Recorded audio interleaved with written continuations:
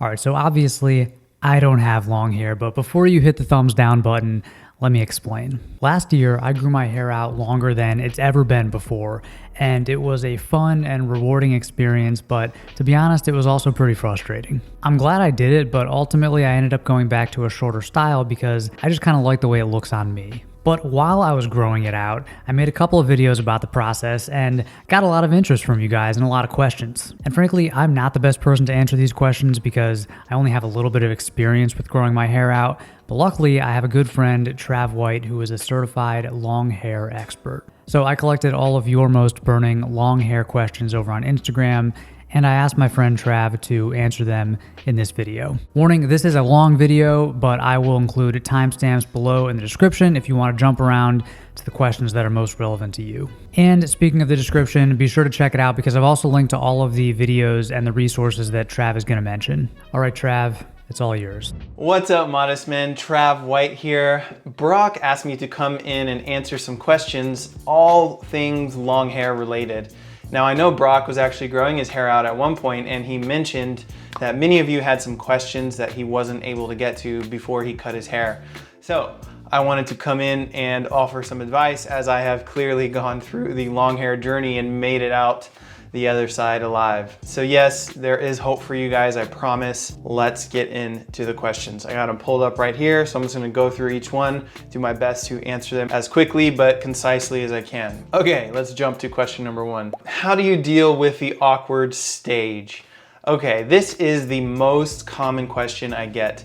So let's quickly define the awkward stage. So this is when the length of your hair gets too long to style it up, like in a quiff or a pompadour or anything with volume, because it's too heavy, it just gets weighed down. But it's too short to tie it back or style it in different long hairstyles because it's not quite long enough. So it's in that in-between phase where you're kind of just like, I look homeless. And that's like, this is also the time when your friends and family start giving you the most, pressure to throw in the towel. This is when most guys give up and cut their hair because they're annoyed how long it takes to get through it. Or people making comments like, dude, you look unprofessional, you look homeless, just cut your hair already. And it sucks if you have curly hair because it takes even longer because curly hair is scrunched up. So if you start from like a buzz cut, you may run into the awkward stage one time while growing your hair out, since it's all sort of growing evenly. But if you start from an undercut, it's actually possible that you might run into it twice, right? Once when the top is a little too long to wear it up and you got to figure out what to do with the top. And then you can run into it again when your sides start getting to that length where you can't put it back, but they're just kind of like, they're too short to do anything with it, but they're too long to style it. So I actually have a video where I go into much more detail on how I got through the awkward stage, but the main thing, and this is really important, the main thing I will say is start with an end goal in mind. And this will help you mentally and physically. It'll help you mentally because you will have a vision of where you're going, right? So you're not just gonna be sitting in this awkward phase like, when is this gonna end? You'll have a visual representation of what you're going towards. So it'll help you mentally. You can see light at the end of the tunnel and it won't feel like a never-ending black hole. It'll help you physically because every 4 to 6 months, you take that picture in with you to your stylist and they will shape your hair as it grows to hit that goal. And they can even out the growth, they can make sure it's on track, they can make sure that you're on path to hit it. So doing this, it's not going to get rid of the awkward stage completely, but it will significantly reduce and make it easier to get through it. For example, I'll pull up a photo real quick of my awkward stage. This was my end goal. It was a guy, Renan Pacheco. I really wanted this hairstyle. So I showed my hairstylist and she was able to shape it as it grew. So it was never poofy, it was never uneven. When I show my quote unquote awkward stage image to my subscribers, a lot of people say, well, your awkward stage didn't look awkward at all. Why, your hair is just whatever, it's blessed or something. And I'm like, well, actually, no, it's because I had it shaped as I grew it. I didn't just let it sort of go. Notice I'm not saying to cut it, I'm saying to shape it. There's a bit of a difference. So the next tip I would say is to use a high hold product on the problem areas. Probably gonna be the sides for most people, but using some gel, some high hold hairspray will help those areas stay in place so you can still look presentable at work or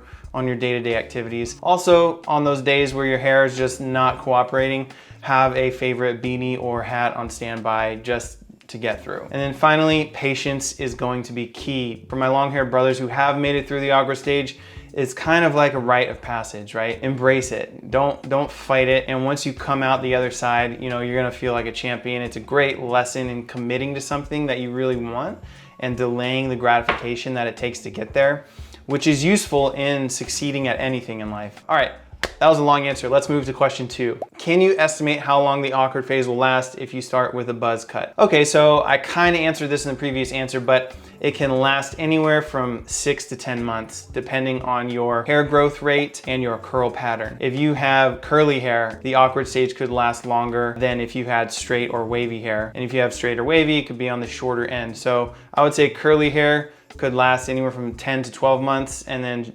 straight wavy could last 6 to 8 months. If you're starting from a buzz cut, it could even take you 8 to 10 months to even hit the awkward stage, right? Because hair grows about a ½ inch per month on average. Some guys faster, some guys slower.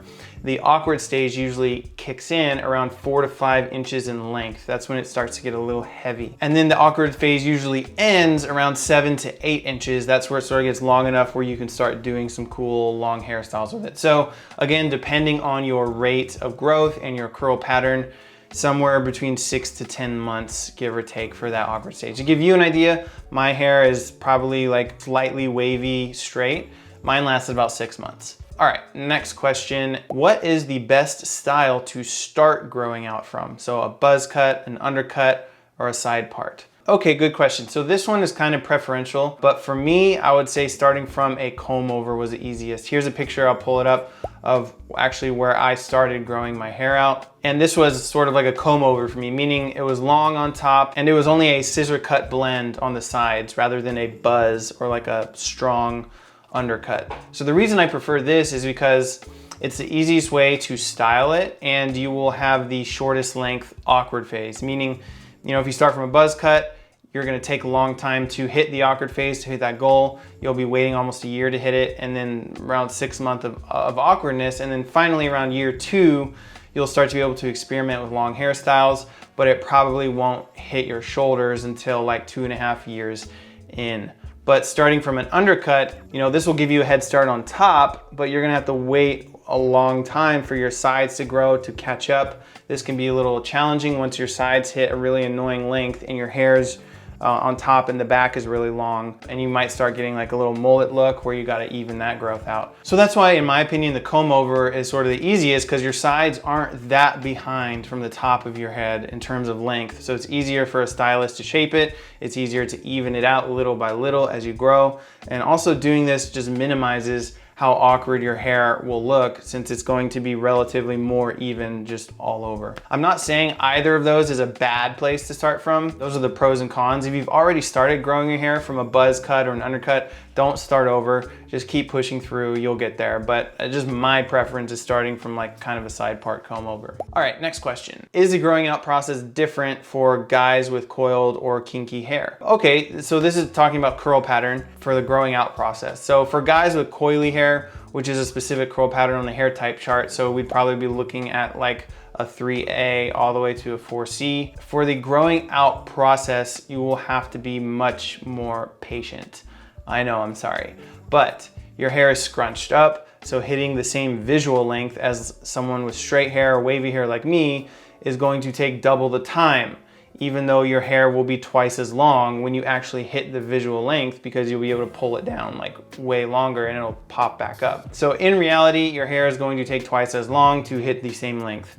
But this is kind of bittersweet, right? It's bitter because you have to wait longer, but it's so sweet when you hit that length, because curly long hair just looks epic. It looks really, really cool. I'll pull up a guy who's like my favorite curly long hair inspiration. I wish I had those curls, they're super cool. But hair maintenance is definitely going to be different if you have type 3 or 4 hair in terms of shampooing, conditioning, styling. But that's a different question. This question was only about the growing out process, so I'll just leave it at that. So let's jump to the next question here. Is long hair good for guys without facial hair? Yeah, so there's a common cliche that growing your hair out requires a beard, especially for us quote unquote men who look like women with a beard. I get that insult all the time, whatever. So apparently I look feminine. So if you're a guy who just looks like they're wearing eyeliner all the time when they're actually not, I promise, then I would say, yeah, a beard can help you look just more masculine, more distinguished, more wise. But growing a beard is not a prerequisite for growing your hair, right? You can have long hair and a clean shaven face. In fact, on some men, it looks better. Okay, let's move on to the next question here. Does long hair work better for certain face shapes or body types? Yeah, there's an entire field of scientists who study the science of attractiveness and symmetrical proportions and average faces versus unaverage faces. Like there's a whole beauty scientific study, right? For example, plastic surgeons learn about the most flattering, attractive face shapes when doing cosmetic surgery on patients. I've read a little bit about that. I know, for example, like the oval face shape is considered the most flattering in terms of average proportions and symmetry, and the trapezoid body type is how all store mannequins are designed to so the clothes look flattering in stores, and you see male runway models who all have trapezoid body types. But honestly, like for men, I think having a more sort of square face shape can show off some of the chiseled jawlines. It can show off just a lot of contour in the cheekbones and things like that. And actually a beard can help contour your face. So that's one plus of growing a beard out too. But for the sake of this video, I'm just gonna say that long hair will work on pretty much all face shapes. What it's going to come down to is how you style it. So for example, if you have a square face, like very chiseled jaw, like basically the width of your eyebrow, your cheekbone, and your jaw are all sort of square, then rocking a high ball or a man bun was going to look epic on you because it's pulled out of the way of your face and it will like show off all of those cuts and those features. But if you have, let's say, an oblong face shape, which is sort of like a square, just longer, so think of like someone with a big forehead, then you might look more attractive wearing it down, because if you pull your hair up, it's just going to sort of lengthen. So just things like that, like how you style it is going to be different based on the shape you have. But I think that any face shape can have long hair. It's just gonna come down to styling. So that's about as much detail as I have time for in this video. I'm probably gonna make another video on my channel going into more detail about face shapes and long hairstyles in the near future, but let's move on to the next question here. If you have thin hair, should you still grow it out? Okay, so I wanna make a really quick distinction here. Thin hair is referring to overall density of your hair, right? So like follicles per square inch. We're not talking about the circumference of one single strand. That is hair texture. That refers to fine, medium, or coarse texture. I have a video on thin hair versus fine hair you can watch. So if you have thin density hair, should you still grow your hair out? So I would say this is totally up to you, but growing out thin hair will amplify the thinness a little bit more. But what I would say is that there is a level of confidence that says like, yeah, I got thin hair and I'm still rocking long hair. So I actually have a whole other video that I'll link to in the description about men with receding hairlines who have long hair. And I think you would find a lot of inspiration from that, but just some really fast examples. I know Jerome Flynn, the guy who played Bronn in Game of Thrones, has long, thin hair. Christopher Heavju, who played Tormund Giantsbane in the same show. David Dawson, who played King Alfred in The Last Kingdom. There's a lot of others, even Hulk Hogan, wasn't it? He was rocking like a skullet. He had like male pattern baldness, but hair back and down. You even look at George Carlin, the comedian, who had like a ponytail from the back. So it is totally up to you, but I would say you shouldn't let it discourage you from at least trying it. But if you don't like it, you can always cut it. Okay, let's jump to the next question. Is it bad if you find hair on the ground every time you take a shower? Okay, so this is also a very, very, very common question that I've answered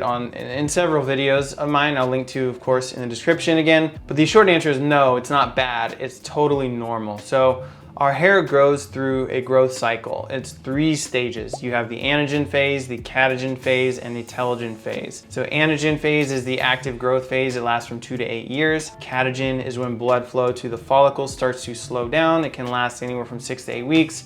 And then telogen is when blood flow stops and that hair sheds. And then eventually the Anakin Skywalker phase, the anagen phase kicks in again. So the telogen phase can last anywhere from 1 to 2 months, but telogen shedding is a natural part of the hair growth cycle. So what I would pay attention to is how much you're shedding and if it's gradually speeding up due to things like stress or nutrient deficiency or genetic hair loss. And also look to see if you're receding at your temples or on the crown of your head, because that could be a sign of male pattern baldness. It's a genetic trait. If the density of your hair is starting to change from something like thick density to thin density, then yeah, start to consult a doctor. But we shed 100 to 200 hairs per day naturally. So seeing some on the ground after the shower or on your hairbrush after brushing is totally normal. And I actually have a video on how much hair I shed in a day from showering and brushing. You can watch it in the description if that will help ease your mind. Okay, jumping on to the next question. And that is, what if you start getting a flaky scalp while growing your hair out? Okay, so this is important to make another distinction here because flakes can be caused by multiple things. You can have flakes from a dry scalp, which could be a result of too harsh of shampoo or from shampooing too often, or both of those things combined, which is most likely the case for a lot of guys who are growing their hair out for the first time, don't realize how harsh their shampoo is or how often they're shampooing it. It could also be from dry air, or it could be from an allergy from the fragrance in your shampoo or from a shampoo ingredient. Or you could have dandruff from seborrheic dermatitis, which is a skin condition that is an imbalance of bacteria on your scalp, and that's what dandruff shampoo fights against, things like Head and Shoulders or Selsun Blue or Nizoral. So dry scalp flakes is not the same thing as dandruff. And this is important because if you have dry scalp and you see flaking, you don't want to go out and buy Head and Shoulders right away and say, I have dandruff, because you probably just have a dry scalp. So the solution is much simpler for you. And the easiest way to tell the difference is that flakes from a dry scalp are dry, obviously, and they're small and they're white. And flakes from seborrheic dermatitis are going to be probably a little larger, a little oilier, and you probably have oily hair and scalp rather than dry hair and scalp, and they could be like white or yellow or red. If it is seborrheic dermatitis, you'll have to contact a dermatologist or look at the dandruff fighting shampoos. If it's just dry scalp, then you'll just need to discover what your scalp moisture level is, what your hair type is, and change your shampoo and conditioner. And if you have no idea what your hair type is, I have a free Find My Hair Type PDF that you can download, or just by watching an in-depth video I have on men's hair types, then you can figure out your own hair type. But once you know this, you can buy the best shampoo and conditioner to combat dry scalp.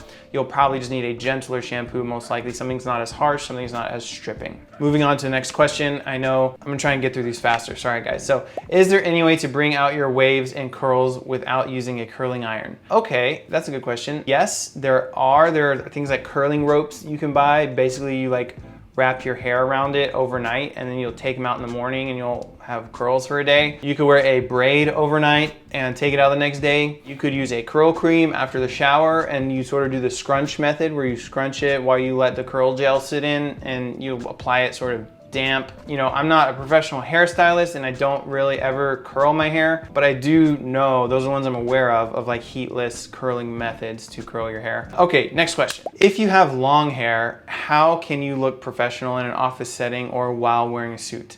So my favorite go-to professional hairstyle is a middle part with a low ball in the back. It's a great way to look professional, it's fast and it's easy to do, it doesn't require any product. I have an entire video on professional ways to style long hair. Again, link to it in the description. If your hair is not long enough to put it in a bun yet, then I would go for something like a slick back look or something like a comb over. Okay, that was a quick one. Next question. What is your quickest and easiest go-to hairstyle right now? So my quickest, I guess, go-to is just like a simple messy bun. I kind of just throw it up in a messy bun and go about my day. Or I do something like half pony, which I call the Geralt of Rivia, kind of how he wore it in The Witcher. You can see both of those tutorials on my channel. I have tutorials on how to style your hair, 6 easy ways to style men's long hair video in the description. Okay, next question is, how often do you shower And how often do you use shampoo? This is a very common question. Again, I shower daily, but I only shampoo every 5 to 7 days. And I only wet my hair when I shampoo. So I don't even wet my hair at all on the other days that I shower. I keep it in a highball and I avoid getting my hair underwater. If you're curious how to keep your hair fresh without wetting it, I have a video on what my process is, because I do work out 3 to 4 times a week and I do sweat quite a bit, but I have a whole process that I do to keep my hair fresh without having to shampoo it daily. Next question is, what shampoo and conditioner do you recommend? Yeah, this is a tough question to answer because everyone has a different hair type. So again, download my free hair type PDF to discover what yours is. So for example, some men have greasy or oily scalp and need to have a more clarifying shampoo and conditioner.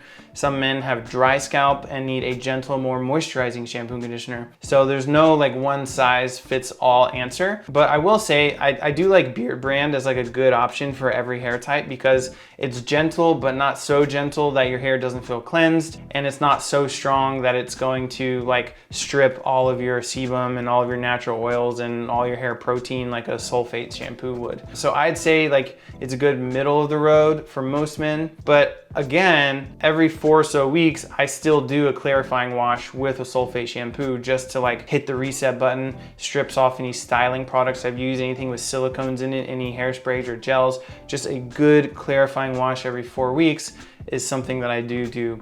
And in between those clarifying wash days, I opt for the Beard Brand, or I opt for the Formulate shampoo that is like a personalized custom shampoo that's made for me. They're a company that does custom shampoos. But my favorite scents from Beard Brand are the Tea Tree or Temple Smoke. But the correct answer is the best shampoo and conditioner is one that's best for your hair type, not the one that's best for me. Which is not a black and white answer, I know. There's nuance and there's shades of gray, and I'm sorry I can't give you a straight answer, but it is the best answer. Next question is, what do you do with your hair when you're sleeping? Yeah, I typically just throw it up on my pillow and I pass out. I don't really do anything. I know guys like their hair gets caught behind their shoulder or it falls in their face while they're sleeping and it can get annoying. You know, something I'd recommend is a very loose high ball.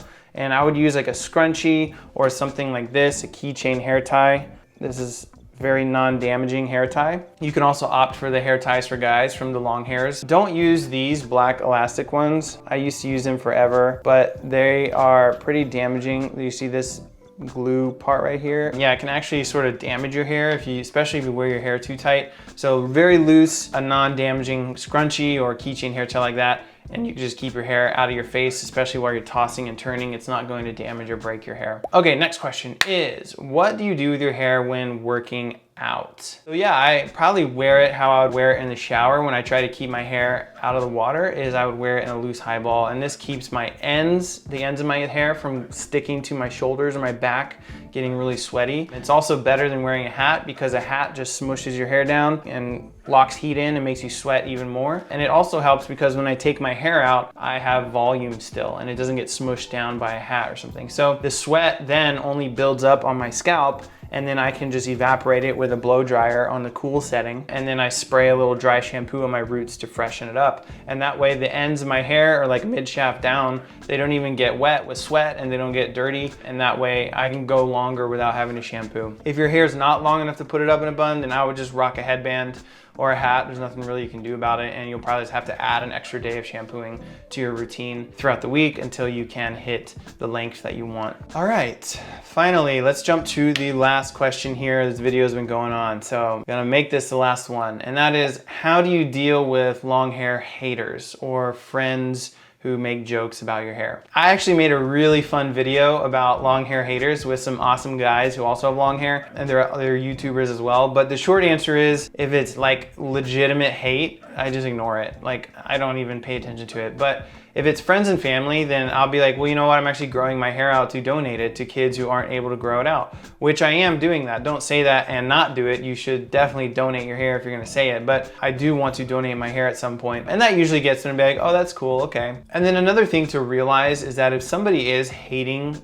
on you or judging you for how you wear your hair. It's usually kind of a reflection of their own insecurities, and it really has nothing to do with you personally. All right guys, so those were all the questions you guys sent in. Thank you, Brock, so much for having me on your channel. And if you guys want more from me, you can check out my Instagram at trav_white_, or come on over to my YouTube channel, Trav White, for content on hair, beards, grooming, style, and I will see you guys later. Peace. All right, big thank you to Trav White for helping me out with this video. If you're not already following him, be sure to check out his channel if you want to learn about men's style and grooming and confidence, and of course, growing out your hair. And if you're thinking about growing your hair out, I think you should. I think you should try it at least one time in your life. Now is a great time to do it. My hair never got as long as Trav's, but I'm still really glad that I grew it out. If you have any questions about growing your hair out or anything else, leave them down below in the comment section.